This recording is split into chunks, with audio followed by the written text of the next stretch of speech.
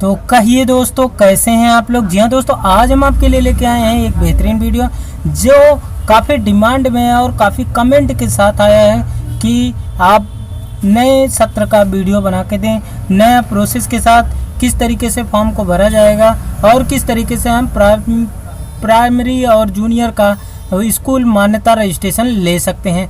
तो उसी वीडियो को हम पूरा बनाने जा रहे हैं, तो आप इस वीडियो को बिल्कुल भी स्किप मत करिएगा, ध्यान से एक एक चीज़ों को देखिएगा। और साथ ही साथ अगर अभी तक आपने अपने चैनल रॉयल अभी को सब्सक्राइब नहीं किया है तो चैनल को सब्सक्राइब कर लें, बेल आइकन को ज़रूर दबा दें, जिससे कि इस तरीके की नई अपडेटेड वीडियो मिलती रहे।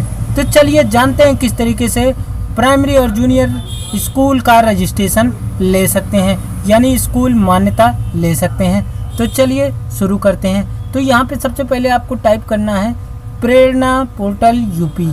जी हाँ दोस्तों, ये आपको टाइप कर देना है। जैसे ही आप टाइप करेंगे पहला आ जाएगा सबसे ऊपर, पहले लिंक पर आपको क्लिक कर देना है। जैसे ही क्लिक करेंगे तो इसकी वेबसाइट ओपन हो जाएगी। तो आप देख सकते हैं ये वेबसाइट ओपन हो चुकी है। इसमें आपको ऐड को काट देना है। इसके बाद यहाँ पे आपको आना है अदर में। अदर में आने के बाद आप यहाँ देख सकते हैं इसको ऑनलाइन स्कूल रजिस्ट्रेशन, इस पर सिंपली आपको क्लिक करना है।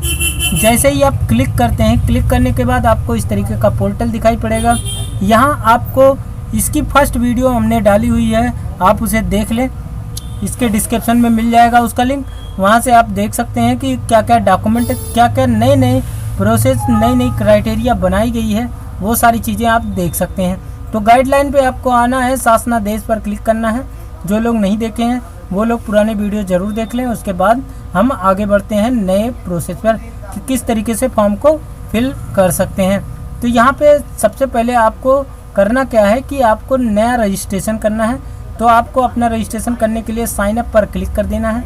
जैसे ही आप साइन अप पर क्लिक करते हैं, क्लिक करने के बाद आपको अपना फुल नेम टाइप करना है और मोबाइल नंबर यहाँ पे लगाना है, ईमेल आईडी डालना है और इसके बाद सिंपली आपको रजिस्टर पर क्लिक कर देना है।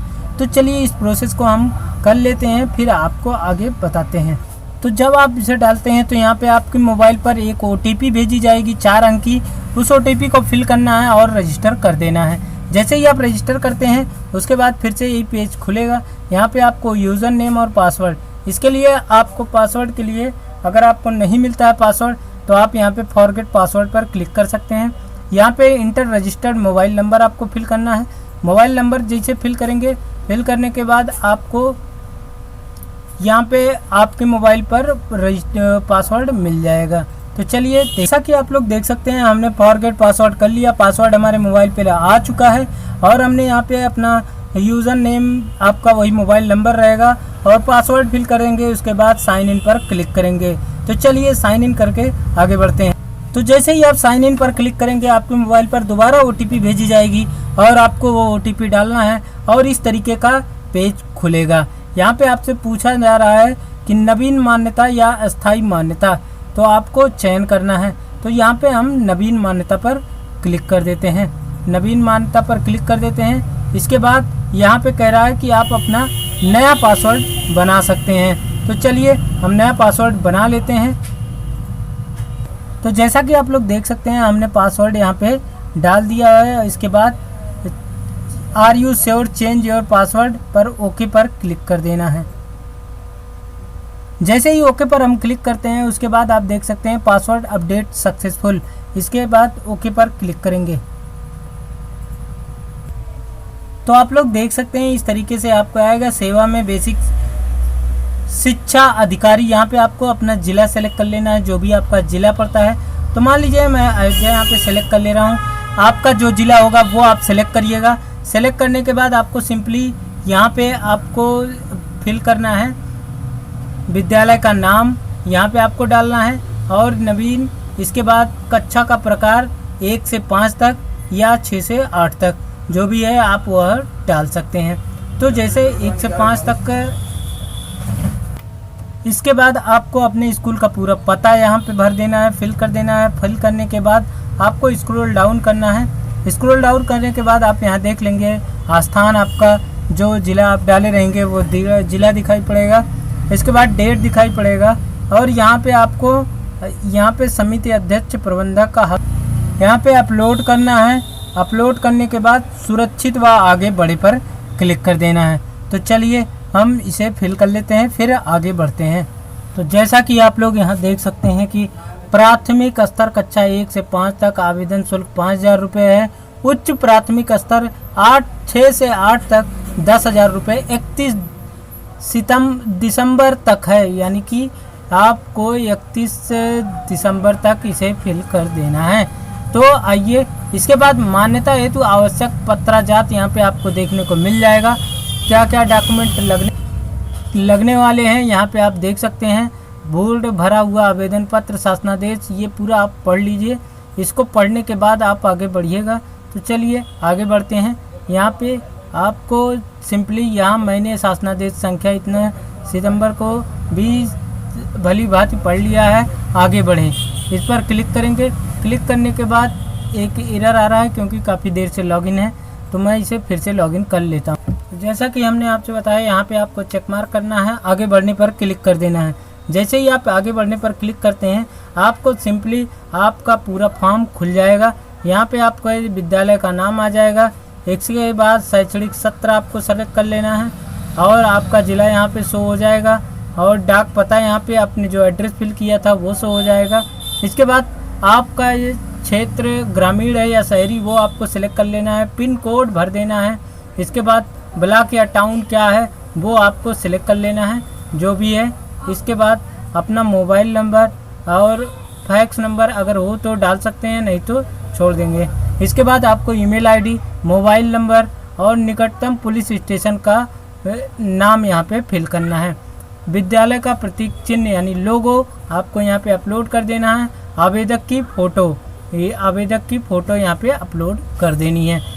इसके बाद आपको क्या अपने स्कूल के में खेल मैदान है तो ये कंपलसरी है, इसके लिए आप कर देंगे। इसके बाद उस मैदान की फ़ोटो आपको अपलोड करनी है, जो डॉक्यूमेंट हमने आपको बताया था।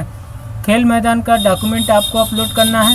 उसके बाद सुरक्षित पर क्लिक कर देना है। जैसे ही आप सुरक्षित पर क्लिक करते हैं, आप नेक्स्ट पेज पर चले जाएंगे। तो चलिए हम फटाफट इसे फिल कर लेते हैं, फिर आगे आपको बताते हैं। तो जैसे ही आप सबमिट करते हैं, आप नए पेज पर आ जाते हैं।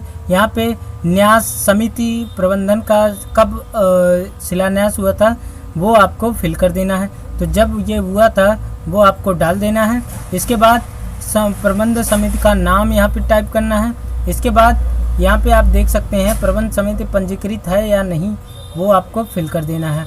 अगर पंजीकृत है तो यस करेंगे और आप यहाँ पे उसका डॉक्यूमेंट अपलोड करेंगे हलफनामा के साथ। इसके बाद आपको सिंपली आ जाना है। विद्यालय के अध्यक्ष का नाम, विद्यालय के पद यहाँ पे क्या हैं वो हेडमास्टर, सहायक शिक्षक, शिक्षक, विद्यालय अध्यक्ष, विद्यालय प्रधान, प्रबंधक, जो भी हैं वो आप डाल सकते हैं।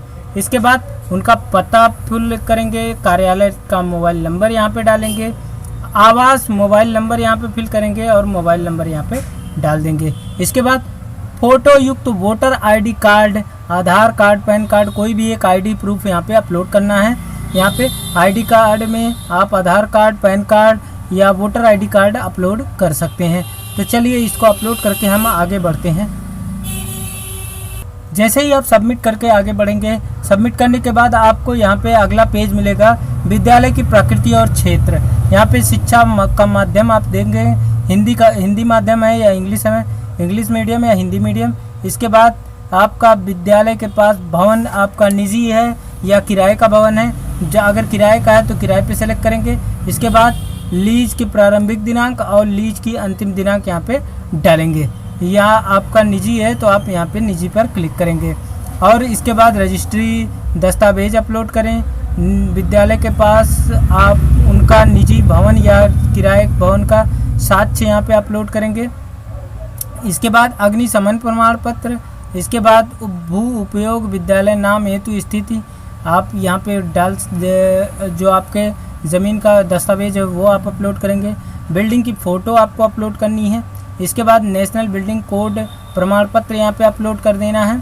अपलोड करने के बाद आपको नेशनल बिल्डिंग कोड यहाँ पे डालना है, जारी दिनांक डालना है, विद्यालय निर्मित क्षेत्र वर्ग मीटर में और विद्यालय का कुल क्षेत्र यहाँ पे वर्ग मीटर में फिल करना है। यहाँ पे आपको दिखाना है कि और इसके बाद क्या विद्यालय न्यूनतम 30 फीट चौड़ी सड़क पर स्थापित है, और इसको आपको सेलेक्ट कर लेना है। इसके बाद सुरक्षित कर आगे बढ़ते हैं। तो चलिए इसको फटाफट फिल कर लेते हैं, फिर आगे आपको बताते हैं। तो जैसे ही आप उसे फील्ड को फिल करके आगे बढ़ते हैं, आगे बढ़ने के बाद आपको यहाँ पे ये पूरा डिटेल आ जाएगा, इसको फिल करना है। आधारभूत संरचनाओं का विवरण एवं स्वच्छता संबंधी दशाएं, यहाँ पे आपको कक्षा की संख्या यहाँ पे फिल करनी है, प्रधानाचार्य कक्ष की संख्या, स्टाफ कक्ष, कार्यालय कक्ष, पुस्तकालय, वाचनालय कक्ष, इसके बाद रसोई भंडारण कक्ष और अन्य शैक्षणिक गतिविधियों के लिए वैकल्पिक कक्ष यहाँ पे फिल करना है। तो जो भी जितने भी क्लास आपके पास हैं, जितने भी कक्ष हैं यानी रूम हैं, वो आपको यहाँ पे उनके सामने फिल कर देने हैं। तो आइए हम फिल करके आगे बढ़ते हैं। इसके बाद आपको सुरक्षित पर क्लिक करते जाना है। तो चलिए फिल करते हैं।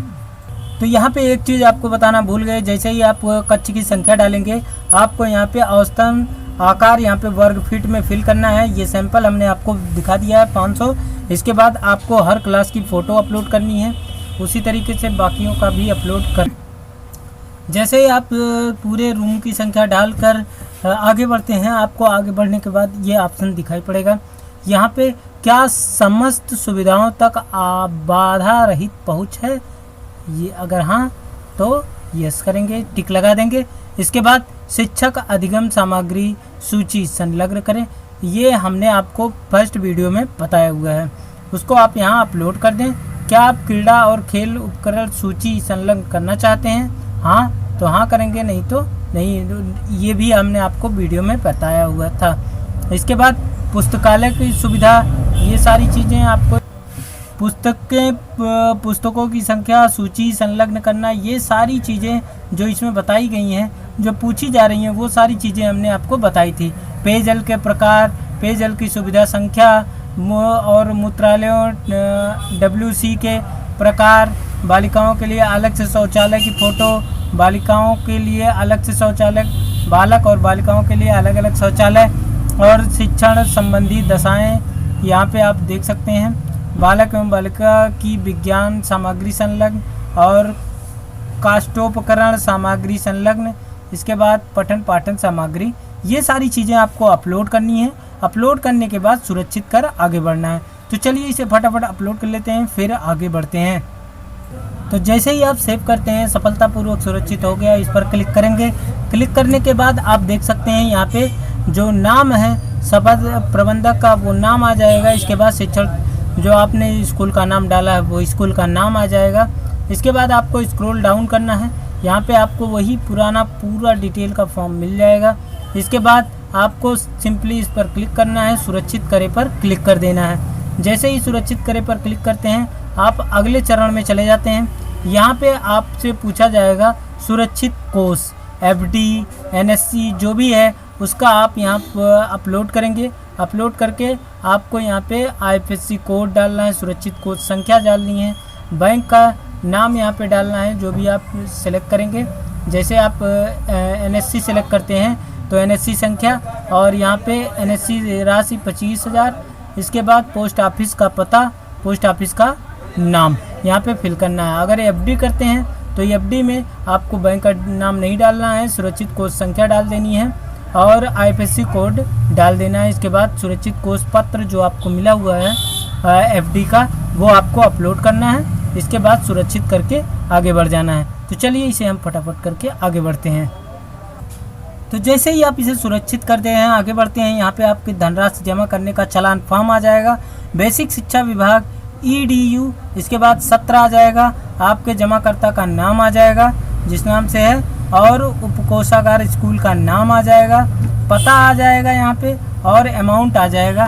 फिर इसके बाद आपको मंडल सेलेक्ट कर लेना है, किस मंडल से आप इसे जमा कर रहे हैं। तो आपको मंडल सेलेक्ट करने के बाद कोष आपको सेलेक्ट कर लेना है। इसके बाद लेखा शीर्षक संख्या डिजिट कोड यहाँ पे दिया गया है। इसके बाद सुरक्षित कर आगे बढ़ सकते हैं। जैसे ही आप सुरक्षित कर आगे बढ़ते हैं, आपको सिंपली यहाँ पे एक वेलकम राजकोषीय यहाँ पे आपको नेक्स्ट कर देना है और फीस पेमेंट कटवा देनी है। तो यहाँ पे आप देख सकते हैं नाम आ जाएगा, सब कुछ डिटेल में आ जाएगा, और यहाँ पे आपको प्रोसीड विथ नेट तो इस तरीके से पेमेंट का पेज आ जाएगा। इतने पेमेंट के माध्यम है, आप किसी तरीके से पेमेंट कर सकते हैं, जैसा कि यूपीआई के माध्यम से, एनएफटी आरटीजीएस के माध्यम से, एसबीआई ब्रांच के माध्यम से, और SBI State Bank debit card से, other bank debit card, credit card, net banking, SBI other bank net banking, आप इन सब से पेमेंट कर सकते हैं। जैसे ही पेमेंट करते हैं आपको एक रिसिप्ट मिलेगी और आपका फॉर्म सबमिट हो जाएगा। बाकी आपको इसके बारे में सूचित कर दिया जाएगा। बाकी अगर आपको कोई परेशानी, कहीं पे कोई दिक्कत आती है तो आप कमेंट करके ज़रूर बताएं, ताकि हम आपकी पूरी सहायता कर सकें। तो चलिए आज के लिए बस इतना ही। धन्यवाद, नमस्कार, आपका दिन शुभ हो। वीडियो कैसी लगी कमेंट करके ज़रूर बताएं। धन्यवाद, नमस्कार, जय हिंद।